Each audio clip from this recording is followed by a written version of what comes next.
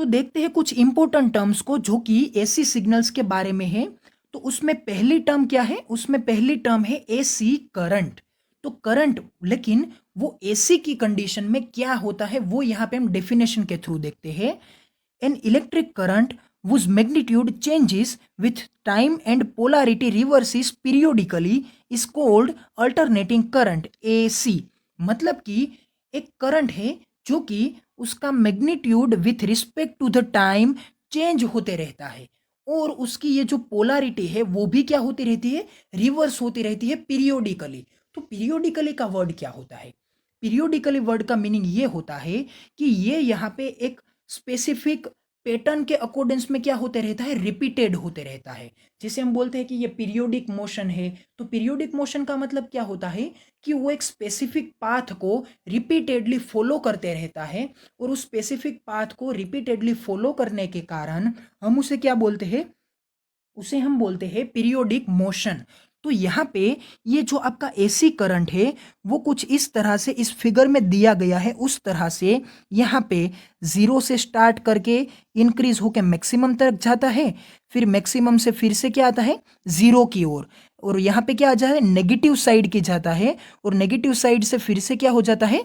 Zero हो जाता है। तो ये है एसी सर्किट का आपका साइकिल का फ्लो। तो इस फ्लो में आप देख सकते हैं कि जीरो से स्टार्ट करने के बाद ये मैक्सिमम तक गया, और फिर से क्या आया? जीरो, और फिर से यहाँ पे क्या गया? नेगेटिव साइड की ओर मैक्सिमम में, और यहाँ पे आ गया जीरो। तो ये उसकी एक पीरियोडिक मोशन है।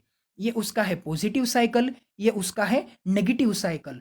तो कुछ इस तरह से अगर आप इसे आगे एक्सपांड करते हैं तो यहाँ पे ये पॉजिटिव साइकिल आपको पीरियोडिकली यहाँ पे रिपीटेड मिलेगा, ये नेगेटिव साइकिल भी आपको यहाँ पे पीरियोडिकली रिपीटेड मिलेगा, और ये जो उसकी हॉरिजॉन्टल डायरेक्शन है वो किसे रिप्रेजेंट करती है? वो यहाँ पे टाइम टी को रिप्रेजेंट करती है। और ये जो उसकी वर्टिकल डायरेक्शन है वो वर्टिकल डायरेक्शन इस करंट के मैग्नीट्यूड को रिप्रेजेंट करती है। और जैसे कि आप इसे देख सकते हैं कि ये जीरो से स्टार्ट होता है और ये आगे बढ़ता है। तो मतलब ये हुआ कि ये जो साइकिल है वो साइकिल साइन ऑफ थीटा के, मतलब कि साइनोसोडियल टर्म के रिस्पेक्ट में क्या होता है? ड्रॉ किया जा सकता है, जिसके कारण हम ये जो पूरा का पूरा साइकिल है इस साइकिल के इक्वेशन को साइनोसोडियल इक्वेशन के फॉर्म में क्या कर सकते हैं? लिख सकते हैं। तो इक्वेशन क्या बन के आएगा? इक्वेशन बन के आएगा A I is equals to, मतलब कि ये करंट का इक्वेशन है, is equals to A naught.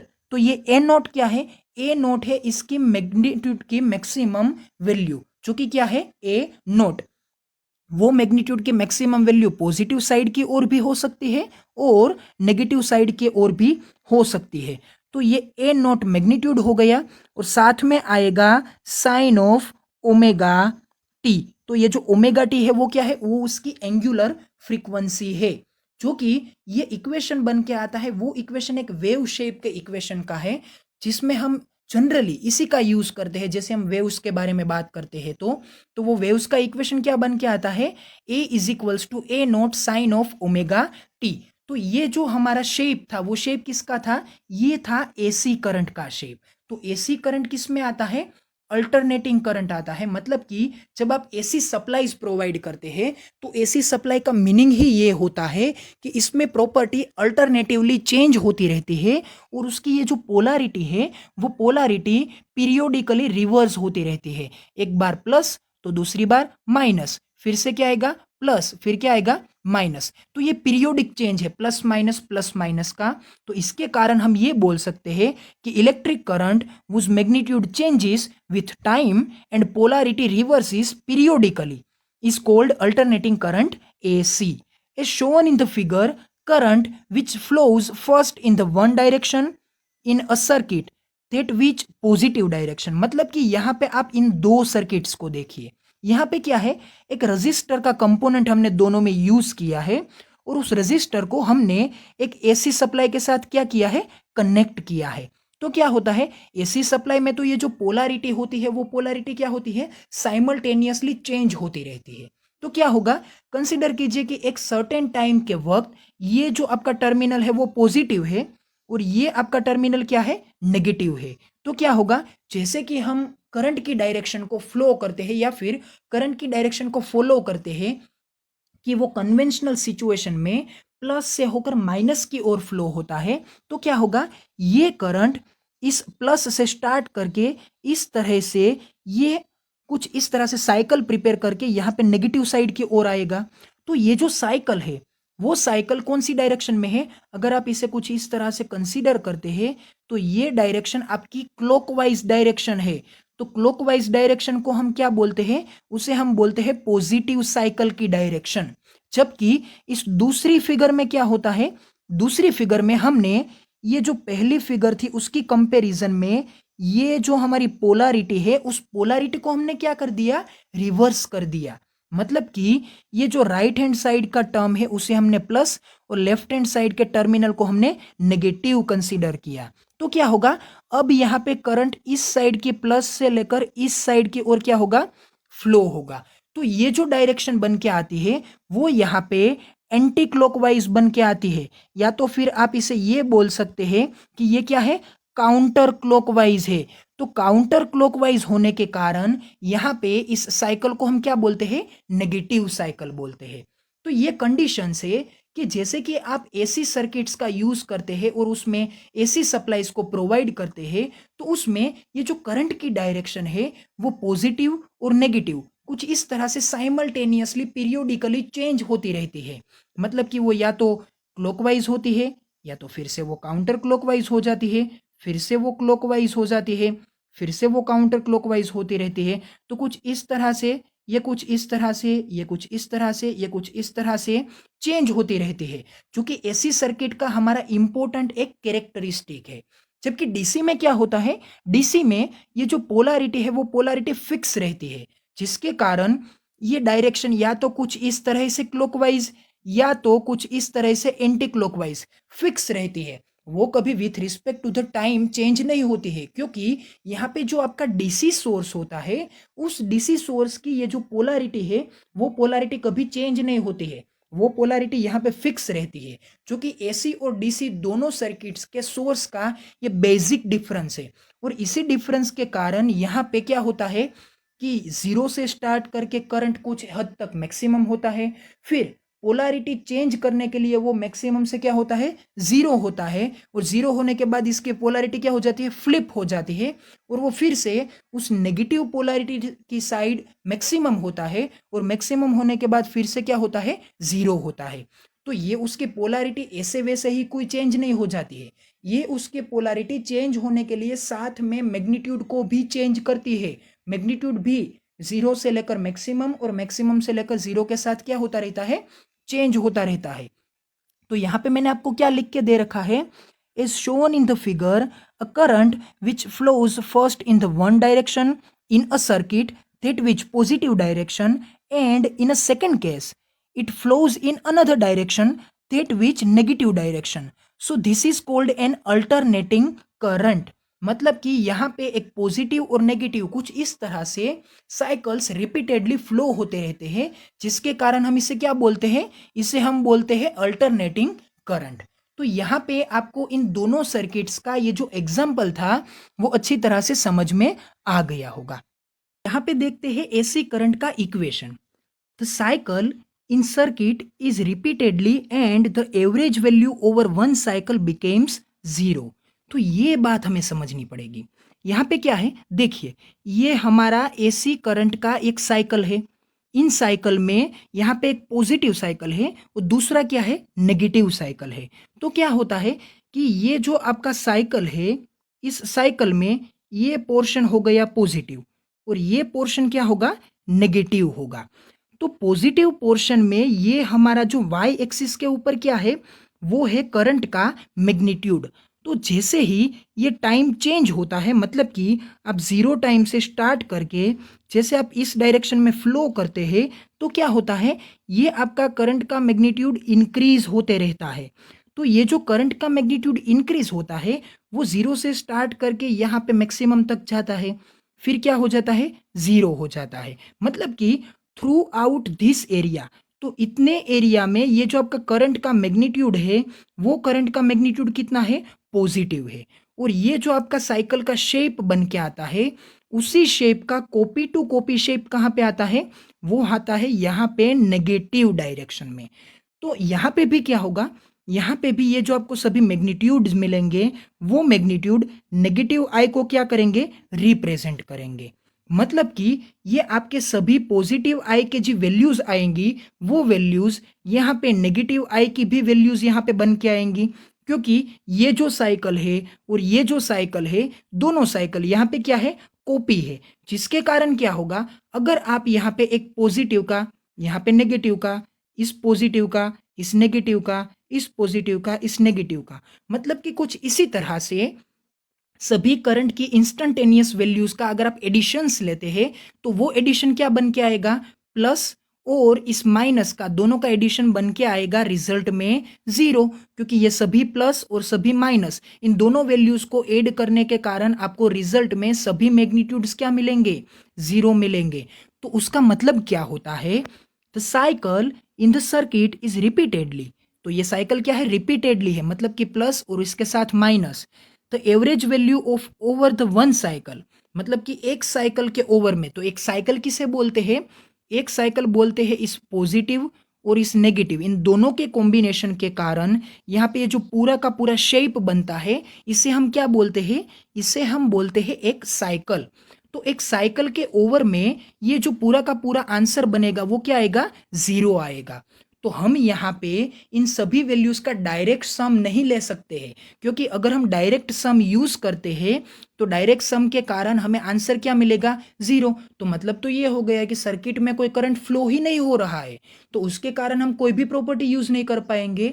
तो उसके कारण एसी सर्किट्स में हमें करंट की आर एम एस वैल्यू लेनी पड़ती है। तो आर एम एस वैल्यू क्या होती है, आर एम एस, उसे हम क्या बोलते हैं, रूट मीन स्क्वेयर।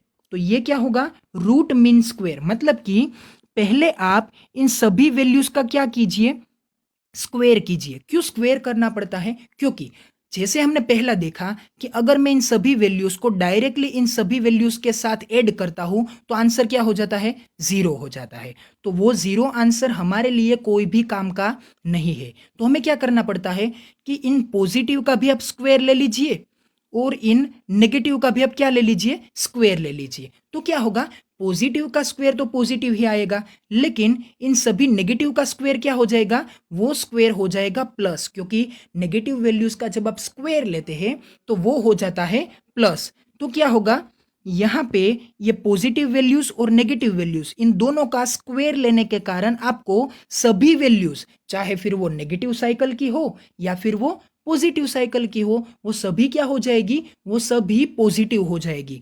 तो उसके कारण आपको यहाँ पे सभी क्वांटिटी का क्या मिल जाएगा, स्क्वायर मिल जाएगा। मतलब कि आप यहाँ पे क्या करते हैं, सभी आई की क्वांटिटी का स्क्वायर ले लेते हैं और उन सभी आई की क्वांटिटी का स्क्वायर लेने के बाद उन सभी को क्या करते हैं, ऐड कर लेते हैं। मतलब कि उन सभी का हमने इंडिविजुअल स्क्वायर ले लिया, बाद में उन सभी का हमने क्या कर लिया, एडिशन।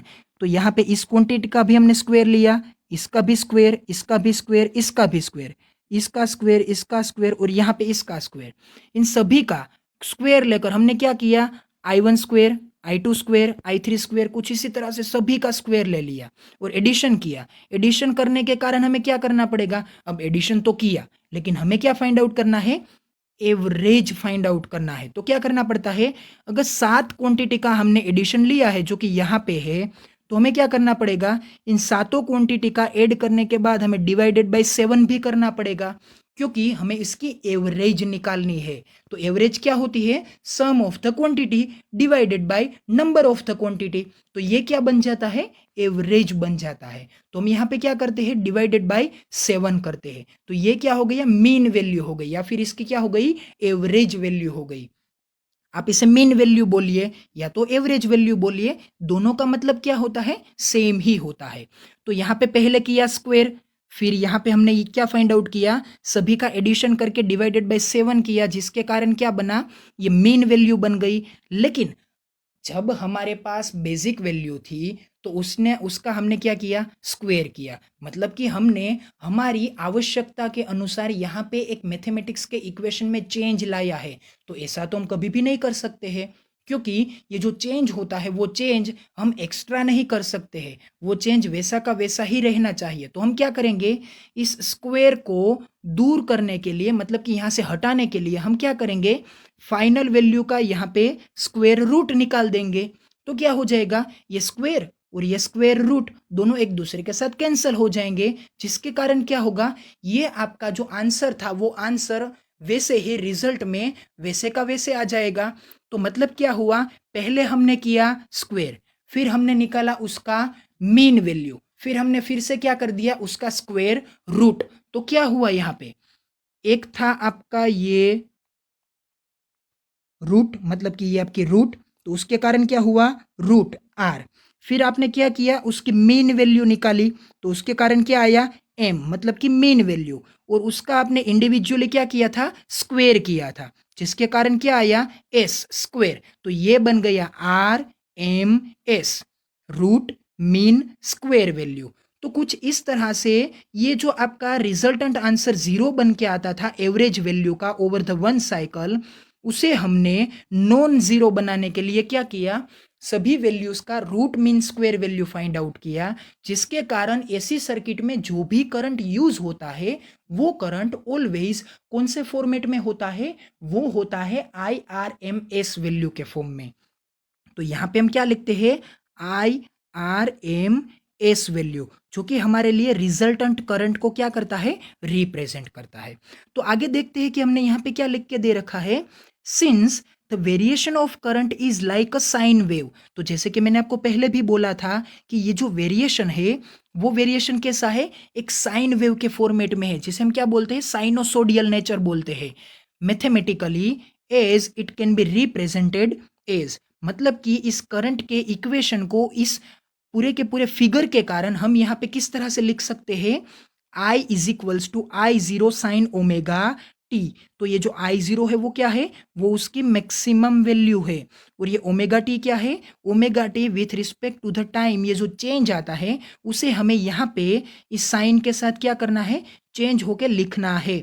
तो जैसे कि हम जानते हैं कि omega is equals to equation क्या हो सकता है, omega is equals to equation हो सकता है थीटा बाय टी। तो ये क्या है, ओमेगा है एक एंगुलर वेलोसिटी, जो कि एंगुलर डिस्प्लेसमेंट अपॉन टाइम के कारण यहाँ पे क्या हो सकती है, फाइंड आउट हो सकती है। तो ये क्या हो गया, omega is equals to theta by T. तो अगर थीटा को हम एज अ सब्जेक्ट कंसीडर करते हैं तो इक्वेशन क्या बनेगा, ये आपका डिनोमिनेटर यहाँ पे ओमेगा के साथ मल्टीप्लाई होगा, और ये क्या बनेगा, ओमेगा टी। मतलब कि ये आपका जो साइन ऑफ ओमेगा टी है उसमें आप थीटा लिख सकते हैं। तो ये जो ओमेगा टी है उसमें आप क्या लिख सकते हैं, थीटा। तो ये और कुछ नहीं है, और ये क्या है, साइन ऑफ थीटा ही है। और दूसरी बात कि ओमेगा के इक्वल में क्या आता है, ओमेगा के इक्वल में आता है थीटा बाई टी। तो ये जो थीटा बाई टी होता है, तो थीटा मतलब कि अगर ये इतना साइकिल पूरा होता है तो ये थीटा कितना बनता है, ये बनता है 2 टाइम पाई। मतलब कि एक साइकिल का ये जो पूरा का पूरा पोर्शन होता है वो होता है पाई रेडियन, दूसरे साइकिल का ये जो पोर्शन होता है वो दूसरा पाई रेडियन होता है। तो दो पाई को अगर आप एक दूसरे के साथ कंपेयर करते हैं तो ये क्या बन के आएगा, ये बन के आएगा 2 टाइम पाई रेडियन। मतलब कि ये थीटा बनेगा 2 टाइम पाई रेडियन, और अपॉन क्या आएगा, ये टी आएगा। और दूसरी बात जो कि हम जानते हैं कि यहाँ पे इस इक्वेशन को अगर आप यूज करते हैं, omega is equals to theta by T is equals to, theta क्या आया था, एक पूरे के पूरे साइकिल में वो आया 2 पाई रेडियन अपॉन टी। तो फ्रीक्वेंसी का इक्वेशन क्या है, frequency is equals to 1 over time period capital T. तो अगर मैं इस एक साइकिल के टाइम को कंसीडर करता हूं तो वो क्या बनेगा, टाइम पीरियड बनेगा। तो 1 upon capital T is equals to क्या बनता है, एफ बनता है। तो ये क्या बन जाएगा, 1 अपॉन टी के इक्वल्स में हम लिखेंगे यहाँ पे एफ। तो यहाँ पे भी 1 अपॉन टी क्या हो जाएगा, 2 टाइम पाई, और 1 अपॉन टी हो जाएगा एफ। तो ये हो गया omega is equals to 2 time pi into F. तो जो कि हमें यहाँ पे इस इक्वेशन में यूज करना है कि I is equals to I zero sine of omega T, और ओमेगा टी के रिप्लेसमेंट में हमें क्या यूज़ करना है, ओमेगा के रिप्लेसमेंट में, ओमेगा का रिप्लेसमेंट में हमें यूज़ करना है 2 टाइम पाई एफ, क्योंकि ये omega is equals to 2 time pi upon capital T होता है। यहाँ पे हमने कैपिटल टी इसलिए यूज़ किया क्योंकि ये टाइम पीरियड को रिप्रेजेंट करता है, और टाइम पीरियड का मतलब ये होता है कि एक साइकिल को कंप्लीट करने के लिए हमें जो टाइम चाहिए होता है वो टाइम क्या होता है, वो होता है टाइम पीरियड कैपिटल टी। और एक साइकिल को पूरा करने के लिए जो उसका रेडियन का डिस्टेंस आता है, तो वो रेडियन में एंगल कितना आता है, वो एंगुलर डिस्प्लेसमेंट होता है 2 टाइम पाई, जो कि हमने यहाँ पे इसे लिख रखा है। तो इक्वेशन क्या बनेगा, इक्वेशन बनेगा omega is equals to 2 time pi upon T, that is equal to 1 upon T को एफ लिखने के कारण बनेगा 2 टाइम पाई एफ। इसे क्या बोलते हैं, एंगुलर फ्रीक्वेंसी। तो ये जो वैल्यू है उसे हमने कहाँ पे रिप्लेस किया है, यहाँ पे ओमेगा की रिप्लेसमेंट में 2 टाइम पाई एफ को रिप्लेस किया है, और ये बनता है 2 time pi F into T.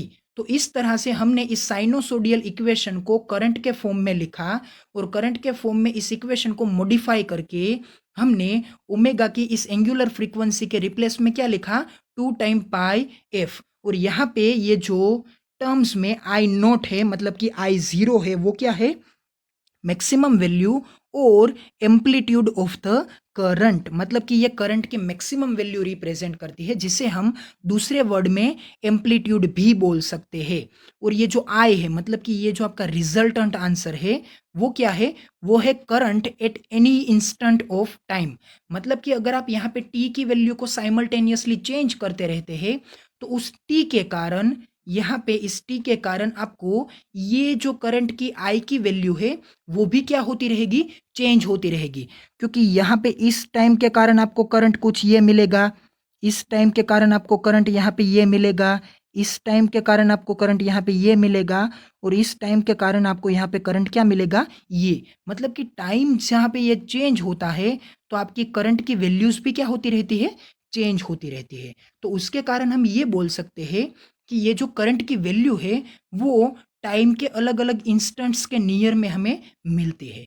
तो ये थी हमारी करंट्स के बारे में डिस्कशंस, जिसमें हमने ये देखा कि करंट क्या है, वो किस तरह से with respect to the time AC की प्रॉपर्टीज में चेंज होते रहता है, इसका साइनोसोडियल नेचर का इक्वेशन क्या है, इसकी ये जो वन साइकिल की, मतलब कि ओवर द वन साइकिल ये जो एवरेज वैल्यू निकल के आती है वो क्या होती है, जीरो होती है। क्योंकि यहाँ पे पॉजिटिव साइकिल और नेगेटिव साइकिल एक दूसरे को क्या कर देते हैं, कैंसल आउट कर देते हैं, जिसके कारण हमने इसकी RMS वैल्यू फाइंड आउट करने की क्या की, कोशिश की। और यहाँ पे एसी सर्किट्स में जो भी करंट्स यूज होते हैं वो जनरली क्या होते हैं, RMS करंट होते हैं। और इसका ये जो साइनोसोडियल नेचर का इक्वेशन है वो इक्वेशन किस तरह से लिखा जा सकता है ये भी हमने देखा। और एसी सर्किट्स में करंट किस तरह से यहाँ पे क्लॉकवाइज और यहाँ पे एंटी क्लॉकवाइज चेंज होते रहता है, ये भी हमने यहाँ पे देखा। अब हम देखते हैं आगे कुछ अलग अलग दूसरी प्रॉपर्टीज को। अब यहाँ पे कौन सी प्रॉपर्टी आती है, अब यहाँ पे आती है एम्पलीट्यूड की प्रॉपर्टी। तो ये एम्पलीट्यूड क्या है, the maximum value of the current और वोल्टेज। तो जैसे कि हमने बात की थी कि ऐसी सर्किट में ये जो सप्लाई होता है वो सप्लाई करंट और वोल्टेज दोनों को इंस्टेंटेनली क्या करते रहता है, चेंज करते रहता है। तो जैसे कि हमने एसी करंट की डेफिनेशन देखी थी, उसी तरह से एसी वोल्टेज की भी डेफिनेशन बनती है, क्योंकि वोल्टेज भी एसी सर्किट में या तो एसी करंट में साइमल्टेनियसली चेंज होते रहता है, वो भी with respect to the time vary होने के कारण हमें यहाँ पे उसका भी कुछ इसी तरह से क्या मिलता है, ये देखिए, ये यहाँ पे कुछ इसी तरह से हमें साइकिल्स मिलते हैं। तो साइकिल क्या होते हैं, देखिए ये जो आपका ब्लू कलर का पोर्शन है, ब्लू कलर का सिग्नल है, वो किसे रिप्रेजेंट करता है, वो वोल्टेज को रिप्रेजेंट करता है।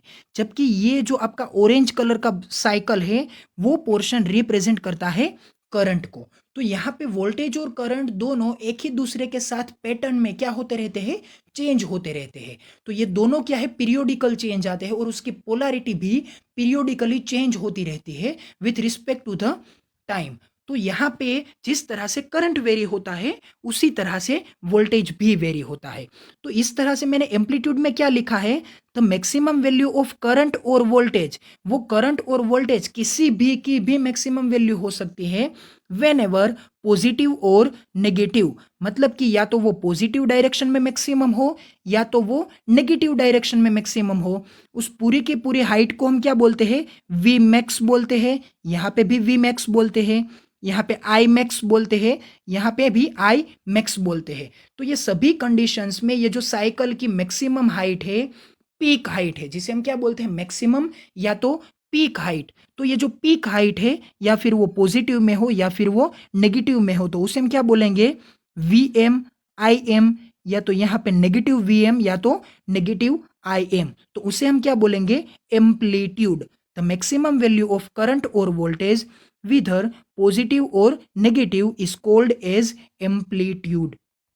तो जो एम्पलीट्यूड आप यहाँ पे इस फिगर में भी देख सकते हैं। आगे क्या डेफिनेशन आती है, साइकिल।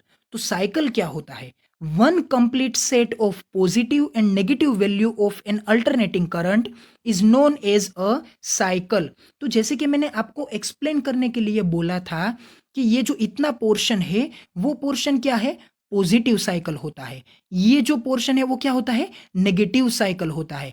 तो इन पॉजिटिव हाफ साइकिल को, नेगेटिव हाफ साइकिल को जब आप कंबाइन करते हैं तो वो क्या बनता है, एक कंप्लीट सेट बनता है, जिसे आप बोलते हैं एक साइकिल।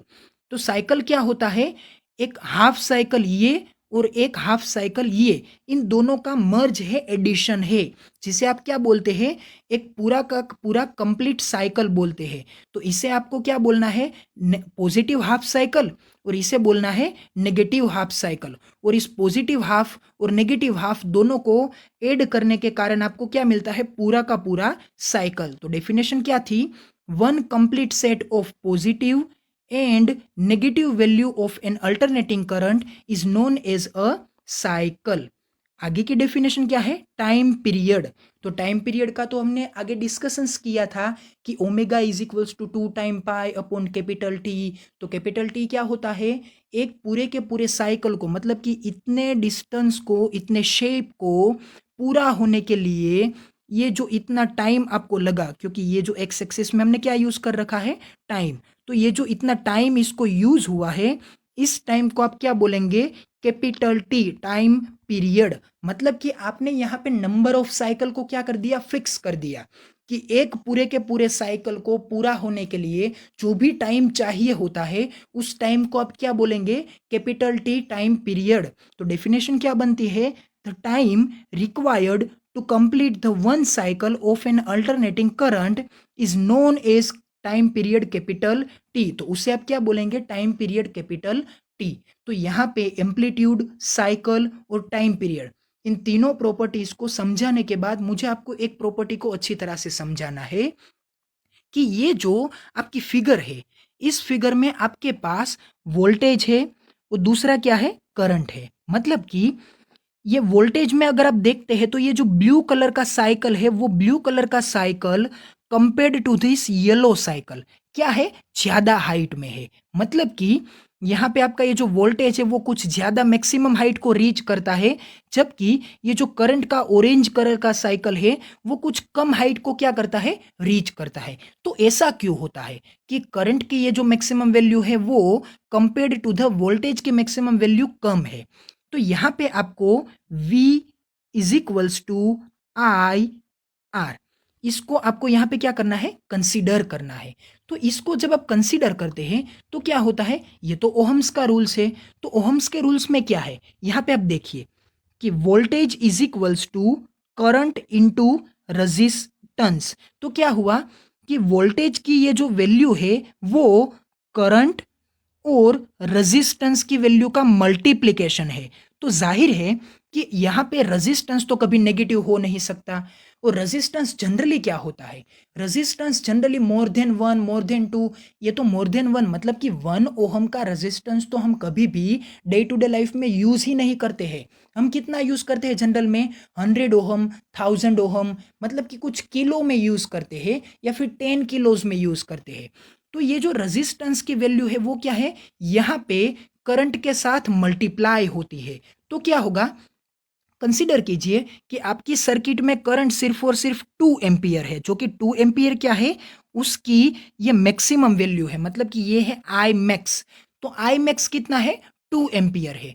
और अगर वो 2 एम्पियर का करंट 100 ओहम के रेजिस्टेंस में से पास हो रहा है तो क्या होगा, यहाँ पे आएगा 100 ओहम। तो 100 ओहम मल्टीप्लाई विथ 2 एम्पियर। तो ये जो वोल्टेज है, वोल्टेज की मैक्सिमम वैल्यू क्या बनेगी, वोल्टेज की मैक्सिमम वैल्यू बनेगी 2 × 100, जो कि आएगी 200।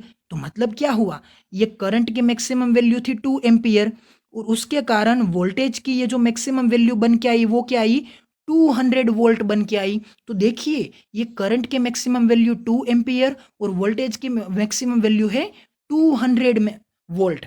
तो उसके कारण आप यहाँ पे देख सकते हैं कि करंट की मैक्सिमम वैल्यू वोल्टेज की मैक्सिमम वैल्यू से बहुत ही ज़्यादा कम है, जबकि वोल्टेज की यह मैक्सिमम वैल्यू करंट के कंपैरिजन में क्या है, ज़्यादा है। तो उसका कारण क्या है, यहाँ पे आप रेजिस्टेंस को करंट के साथ मल्टीप्लाई करते हैं और उसके प्रोडक्ट में आपको क्या मिलता है, वोल्टेज मिलता है।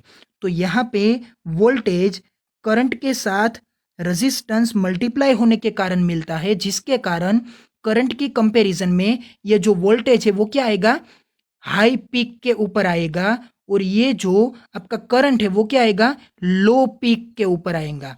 जिसके कारण यहाँ पे आपकी ये जो फिगर बन के आती है वो फिगर में आपको ये जो करंट का पीक है वो करंट का peak compared to the voltage के पीक के क्या आता है, नीचे आता है, लोअर हाइट पे आता है। तो आई होप कि यहाँ पे आपको ये कंसेप्ट समझ में आया होगा कि जब आप एसी साइकिल को या फिर एसी करंट को आप एक सर्किट में प्रोवाइड करते हैं, रेजिस्टेंस के साथ प्रोवाइड करते हैं, तो उस सर्किट का ये जो रेजिस्टेंस है वो रेजिस्टेंस करंट के साथ क्या हो जाएगा, मल्टीप्लाई हो जाएगा, और उस वैल्यू का यहाँ पे वोल्टेज डेवलप होगा। तो उसका ये जो मैक्सिमम वैल्यू आएगा वो मैक्सिमम वैल्यू यहाँ पे उस करंट के कंपैरिजन में क्या आएगा, ज़्यादा आएगा, जिसके कारण उसकी हाइट क्या होगी, उस वोल्टेज के कंपैरिजन में कम आएगी। मतलब कि करंट वोल्टेज के कंपैरिजन में लो हाइट में आएगा, जबकि वोल्टेज ज़्यादा हाइट में आएगा। तो आई होप कि यहाँ पे आपको ये टर्म अच्छी तरह से समझ में आ गई होगी। तो चलिए यहाँ पे बात करते हैं फ्रीक्वेंसी के बारे में। तो फ्रीक्वेंसी क्या होती है, the number of cycle which are completed in 1 second, मतलब कि यूनिट टाइम। 1 सेकेंड का मतलब क्या होता है, यूनिट टाइम होता है। तो उसे हम क्या बोलेंगे, उसे हम बोलेंगे अल्टरनेटिंग करंट की फ्रीक्वेंसी। तो ये फ्रीक्वेंसी क्या है, 1 सेकेंड में कंप्लीट होने वाले नंबर ऑफ साइकिल, जिसे हम बोलते हैं फ्रीक्वेंसी। तो ये कुछ ऐसे, कुछ इस तरह से ये जो पूरा का पूरा शेप है उसे हम क्या बोलते हैं, एक साइकिल बोलते हैं। तो ऐसे कितने साइकिल 1 सेकेंड में कंप्लीट होते हैं, तो उन साइकिल्स के नंबर को हम क्या बोलेंगे, उसे हम बोलेंगे इस एसी करंट की फ्रीक्वेंसी। तो टाइम पीरियड में हमने क्या बोला था, टाइम पीरियड में हमने ये बोला था कि आपको एक इस पूरे के पूरे एक साइकिल को कंप्लीट करने के लिए जो टाइम चाहिए होता है उसे आप क्या बोलेंगे, उसे आप बोलेंगे टाइम पीरियड। मतलब कि टाइम पीरियड फाइंड आउट करने के लिए आपने नंबर ऑफ साइकिल को फिक्स कर दिया कि मुझे एक साइकिल पूरा होने के लिए जो टाइम चाहिए वही आपको फाइंड आउट करके देना है। लेकिन फ्रीक्वेंसी में आपने क्या किया, फ्रीक्वेंसी में आपने टाइम को फिक्स कर दिया कि 1 सेकेंड का टाइम ले लीजिए, और उस 1 सेकेंड के टाइम में जितने भी साइकिल्स कंप्लीट होते हैं उसमें आपको क्या फाइंड आउट करना है, उसमें आपको यहाँ पे नंबर ऑफ साइकिल्स को फाइंड आउट करना है। मतलब कि टाइम पीरियड में कैपिटल टी में क्या फिक्स था, वहां पे फिक्स था नंबर ऑफ साइकिल, और यहाँ पे फ्रीक्वेंसी में क्या फिक्स है, फ्रीक्वेंसी में फिक्स है टाइम। टाइम कितना है, 1 सेकेंड। तो यहाँ पे दोनों के बीच में एक एक प्रॉपर्टी फिक्स है और दूसरी प्रॉपर्टी को हमने क्या कर दिया है, वेरी होने के लिए फ्री कर दिया है। तो यहाँ पे क्या होगा, frequency is reciprocal of the time period, the relation can be driven as following. मतलब कि फ्रीक्वेंसी जो है वो टाइम पीरियड का क्या है, रेसिप्रोकल है। तो यहाँ पे आप क्या लिख सकते हैं रेसिप्रोकल के मीनिंग में, frequency is equals to 1 over time period. तो क्या आएगा, फ्रीक्वेंसी और टाइम पीरियड एक दूसरे के क्या हो गए, रेसिप्रोकल हो गए। आप यहाँ पे ये बोल सकते हैं कि 1 सेकंड को फिक्स कर दीजिए और नंबर ऑफ साइकिल को आप फाइंड आउट करके दीजिए। या तो आप ये बोल सकते हैं कि सिर्फ और सिर्फ एक साइकिल को आप कितने टाइम में कंप्लीट कर सकते हैं उसका टाइम बताइए। तो इन दोनों के बीच का ये जो रिलेशन है वो रिलेशन क्या बन के आएगा, रेसिप्रोकल बन के आएगा। तो इस तरह से frequency small F, time period होता है कैपिटल टी। तो यहां पे क्या लिख सकते हैं, small F is equals to 1 upon capital T. तो ये फ्रीक्वेंसी का यूनिट क्या बन के आएगा, फ्रीक्वेंसी का यूनिट बन के आएगा साइकिल्स पर सेकेंड। मतलब कि 1 सेकेंड में कंप्लीट होने वाले साइकिल। तो मतलब क्या हुआ, cycles per second, number of cycle which are completed in 1 second. तो यहाँ पे बनेगा साइकिल्स पर सेकेंड, जो कि फ्रीक्वेंसी का यूनिट है। या तो उसका यूनिट हो सकता है हर्ट्स, जो कि एक साइंटिस्ट के नाम पर है। तो यहाँ पे जनरली हम फ्रीक्वेंसी का यूनिट क्या यूज करते हैं, हर्ट्स यूज करते हैं। 5 हर्ट्स, 50 हर्ट्स, 90 हर्ट्स। तो जैसे कि हम अपने होम अप्लायंसेस में जो करंट यूज करते हैं, जो वोल्टेज यूज करते हैं, जो एसी सप्लाई यूज करते हैं, उस एसी सप्लाई की फ्रीक्वेंसी क्या होती है, वो फ्रीक्वेंसी होती है 50 हर्ट्स। तो हम क्या बोलते हैं कि इंडिया में जो फ्रीक्वेंसी यूज होती है एसी सप्लाईज में वो क्या होती है, 50 हर्ट्स होती है। जबकि यूरोप में यूज होने वाली फ्रीक्वेंसी एसी सप्लाईज में क्या होती है, 60 हर्ट्स होती है। जिसके कारण हमारे ये जो लैंप्स होते हैं, बल्ब्स होते हैं, वो बल्ब इंडिया के यूरोप में नहीं चल सकते और ना ही यूरोप के इंडिया में चल सकते हैं, क्योंकि दोनों की फ्रीक्वेंसी चेंज होने के कारण ये जो आपका बल्ब का मैकेनिज्म होगा, वो बल्ब का मैकेनिज्म चेंज हो जाएगा। तो ये थी हमारी फ्रीक्वेंसी, जो कि हम डे टू डे लाइफ में यूज करते हैं। तो फ्रीक्वेंसी का मतलब क्या होता है कि ये जो आपका पूरा का पूरा एसी सप्लाई है, वो एसी सप्लाई 1 सेकेंड में 50 बार, 50 टाइम अपनी पोलैरिटी को क्या करता है, एक्सचेंज करता है। मतलब कि ये अगर आपका पॉजिटिव टर्मिनल है, ये आपका नेगेटिव टर्मिनल है, तो ये दोनों टर्मिनल 1 सेकेंड में 50 बार फ्लिप हो जाएंगे। ये प्लस माइनस, ये माइनस प्लस, कुछ इस तरह से 1 सेकेंड में 50 बार प्लस माइनस चेंज होते हैं। तो देखिए कि ये 1 सेकेंड में 50 बार, जो कि हम यहाँ पे कंसीडर भी नहीं कर सकते, उतनी बार ये साइकिल्स को क्या कर देता है, चेंज कर देता है। तो ये है फ्रीक्वेंसी का कंक्लूजन या तो कंसेप्ट। फिर हमने देखा था कि omega is equals to 2 time pi F हो सकता है, और ओमेगा इज इक्वल्स टू क्या हो सकता है कि एफ को हम यहाँ पे 1/T लिख सकते हैं, जिसके कारण यहाँ पे क्या आएगा, 2 टाइम पाई अपॉन टी। तो इस इक्वेशन को हमने आगे भी देखा था। तो यहाँ पे ये क्या है, omega is equals to 2 time pi upon T. तो ये क्या है, ये है हमारी एंगुलर फ्रीक्वेंसी। तो इस एंगुलर फ्रीक्वेंसी का यहाँ पे यूनिट क्या बन के आता है, तो यूनिट बनेगा ये आपका जो 2 पाई है, वो क्या है, एंगल है। तो एंगल किस में मेजर होता है, वो मेजर होता है रेडियन में। और ये जो नीचे डिनोमिनेटर में है वो क्या है, वो है टाइम। तो टाइम किस में मेजर होता है, वो मेजर होता है सेकेंड्स में। तो यहाँ पे आपकी एंगुलर फ्रीक्वेंसी का ये जो यूनिट बन के आएगा, वो यूनिट क्या होगा, रेडियन पर सेकेंड। तो ये एंगुलर फ्रीक्वेंसी ओमेगा का यूनिट है रेडियन पर सेकेंड। तो ये हमारी फ्रीक्वेंसी और इस एंगुलर फ्रीक्वेंसी का ये जो पूरा का पूरा डिस्क्रिप्शन था वो आपको समझ में आ गया होगा।